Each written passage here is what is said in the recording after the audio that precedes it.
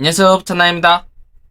오늘은 이 내용에 대해서 알아볼 건데 여기에 더해서 임대사업자에 대해서도 한번 알아보겠습니다. 그래서 영상 보시기 전에 좋아요랑 구독 한번 부탁드릴게요. 제목부터 보시면 소형 빌라랑 다세대 주택에 대해서 주택수 합산해서 뺀다고 합니다. 그래서 인수위의 주요 방향으로는 다주택 요건 완화, 그 다음 임대 공급을 유도해서 주거 안정화를 시키고, 그 다음에 현재 주거용 오피스텔 같은 경우도 주택수에 포함되고 있는데 이것도 합산해서 뺄 거라고 논의 중이라고 합니다. 그래서 내용을 보시면 현재 소형 면적의 빌라랑 다세대 주택에 대해서 주택 숫자 합산 배제를 검토 중이고, 주거용 오피스텔도 소형 면적에 한해서 보유 주택 숫자에서 빼주는 방안을 논의하고 있답니다. 자, 현재 이 주택수 같은 경우는 세금에서 정말 큰 영향이 있는데, 우선 주택수가 많으면 취득세도 중과되고 당연히 양도세도 중과되죠. 그 다음 종부세도 중과되고, 현재 부동산으로 내야 되는 모든 세금에 대해서 전부 다 중과가 되는 게 이 주택수이기 때문에 이 주택수를 배제해준다는 거는 정말 좋은 거죠. 그래서 보유주택 숫자에서 일부 주택을 배제하게 되면 다주택자들의 세금 부담이 줄어듭니다. 자, 근데 지금 얘기한 이 소형 면적 주택수 합산 배제를 전부 다 해주는 게 아니라 이 임대주택 등록한 물건에 대해서만 배제를 해준다고 하네요. 그래서 현재 매입 임대주택 같은 경우는 종합부동산세 합산 배제 요건은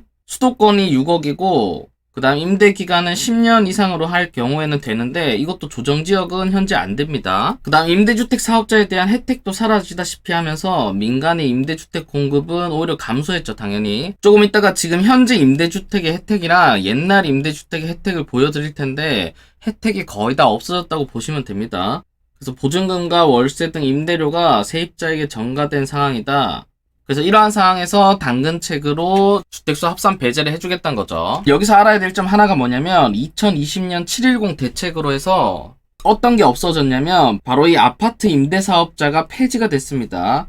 즉 지금은 이 아파트 같은 경우는 임대사업자 등록 자체를 못합니다. 그리고 현재 기준으로 임대사업자의 혜택을 보여드리면, 자, 지금 여기가 임대사업자 혜택인데 이 취득세 같은 경우는 조금 감면이 되고, 그 다음 재산세도 감면이 되는데 두세대 이상을 등록을 해야 됩니다. 그래서 여기 취득세랑 재산세 같은 경우는 아직까지 살아있는 혜택인데, 근데 임대주택 등록하는 분들이 이 두 개 때문에 등록하는 게 절대 아닙니다. 뭐 때문에 옛날에 등록했냐면 바로 이 종부세 합산 배세랑 그 다음 양도소득세, 이 두 개 때문에 거의 대부분 등록을 하기 시작했는데, 지금 현재 혜택이 있는지를 보시면 2018년 9월 14일 이후에 조정 대상 지역에 신규 취득한 주택은 합산 과세를 하기 때문에 의미가 없어졌죠. 그 다음에 양도소득세 같은 경우도 2018년 9월 14일 이후에 취득한 거는 양도세 중과가 되기 때문에 이것도 혜택이 없어진 거고, 그나마 남아있는 게 임대소득세 감면이 조금 남아있는 거죠. 더군다나 여기서 아까 전에 플러스 아파트까지 폐지되다 보니까 요즘은 이 임대사업자 등록을 하는 사람이 없는 거죠.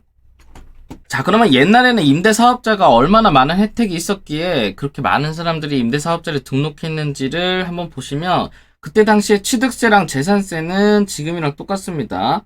근데 가장 크게 다른 게 뭐냐면 바로 이 양도세랑 종부세인데, 먼저 양도세를 보시면 장기보유 특별공제를 10년 이상 하신 분들한테 70%까지 적용을 해줍니다. 그러니까 양도세에 어쨌든 70%를 감면해주겠다는 거죠.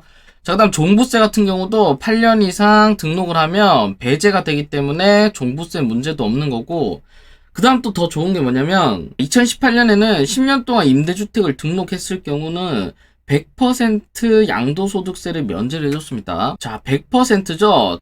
10년 동안 이 주택을 임대를 하면 100% 양도소득세, 즉 세금을 하나도 안 낸다는 거죠. 그래서 지금 여기 보신 것처럼 혜택이 너무나도 좋았기 때문에 이 2018년이랑 20년 사이, 이때 당시에 임대주택을 등록하신 분들이 상당히 많은 거죠.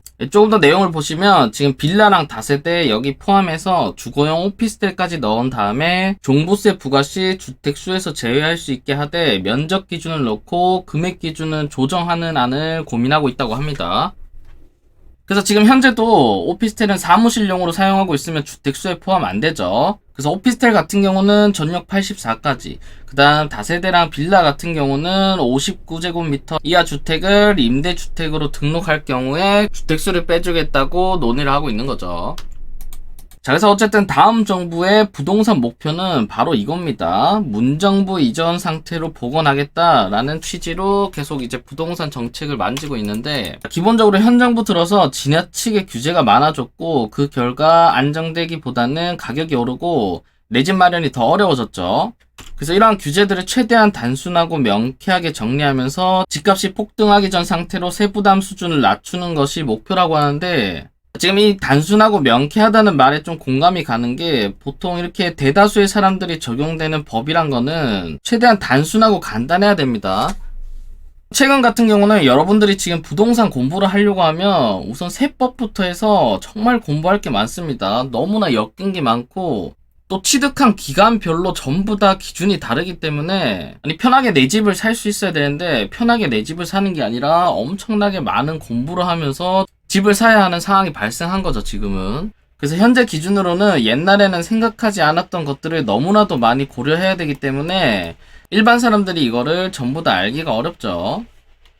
그 다음 임대주택 사업자 등록 활성화를 통해 최대한 장기적, 안정적으로 시장에 나올 수 있는 임대 매물을 확보하고, 이 매물을 제공하는 이들에게 세제 혜택을 주겠다는 것도 인수의 보관이다라고 하는데, 자, 지금부터 우리가 지켜봐야 될 거는, 제가 볼 때 이 아파트 임대 사업자부터 해가지고 이 임대 사업자 제도가 어느 정도 부활을 할 것 같아요. 근데 여기서 우리가 지켜봐야 될 거는, 아까 제가 보여드린 그 옛날 수준의 혜택이 들어올 건지 아니면 어느 정도 혜택이 들어올 건지를 조금 살펴봐야겠죠. 그래서 나중에 실제 발표되는 이런 혜택들을 바탕으로 본인 상황에 맞춰서 내가 이 혜택이 정말 괜찮다라고 생각하면 임대주택을 등록하는 거고, 만약 그게 아니다라고 하면 할 필요가 없는 거죠. 그래서 이런 혜택 부분은 앞으로 발표될 것 같은데, 이것도 나오면 제가 알려드리도록 할게요. 그래서 현재 구조에서 주택 숫자 합산 배제는 꽤 큰 당근이긴 하죠. 다음 여기에 더불어서 양도세 중과 배제까지 넣게 되면 시장에서 스스로 임대주택을 안정적으로 공급할 요인이 생긴다는 것이 인수의 계산이다 라고 하는데, 지금 이것만으로는 임대사업자 물건이 많아지지는 않습니다. 아까와 같은 양도세 중과 배제가 아니라 양도세 감면 혜택이 있어야겠죠. 그래서 이것까지 나올지는 한번 지켜보시면 될 것 같아요. 자, 그래서 결론적으로 현재 인수위에서 논의하고 있는 거는 소형 면적 빌라 다세대 주택의 주택 합산 배제를 고려하고 있고, 그 다음 도시형 생활주택도 주택수에서 지금 빼려고 논의 중인 거죠. 그 다음 이거 포함해서 주거용 오피스텔도 84타입 이하 소형 면적에 한해서 주택수 합산 배제를 고려하고 있다고 하니까, 지금 정확히 어떻게 결정 날지는 나중에 이 임대사업자 혜택이 발표되면 알 것 같아요.